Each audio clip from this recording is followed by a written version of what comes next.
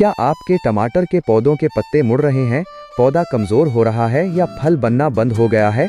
अगर ऐसा है तो ये कोई आम मसला नहीं बल्कि टमाटर का लीफ कर्ल वायरस हो सकता है।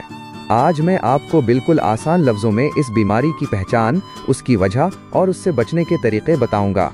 अगर आप चाहते हैं कि खेती बाड़ी, फलों और सब्जियों के बारे में ऐसी ही काम की बातें आप तक पहुंचती रहें, तो वीडियो को लाइक कर दें, चैनल को सब्सक्राइब कर लें और घंटी का बटन भी दबा दें।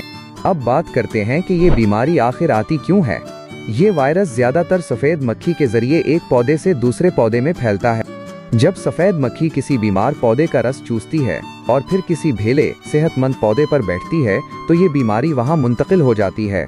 उसकी निशानी ये है कि पत्ते ऊपर की तरफ मुड़ने लगते हैं, छोटे रह जाते हैं, पौधे का बढ़ना रुक जाता है और फल या तो लगता ही नहीं या फिर बहुत छोटा रह जाता है।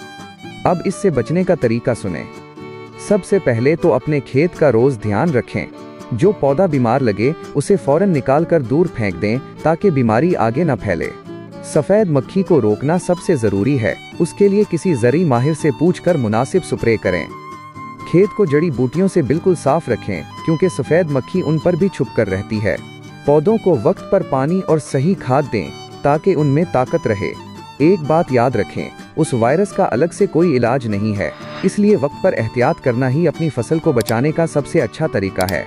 अगर ये मालूमात आपको अच्छी लगी हो तो वीडियो को दूसरे किसान भाइयों के साथ भी शेयर करें ताकि उनका भी फायदा हो सके।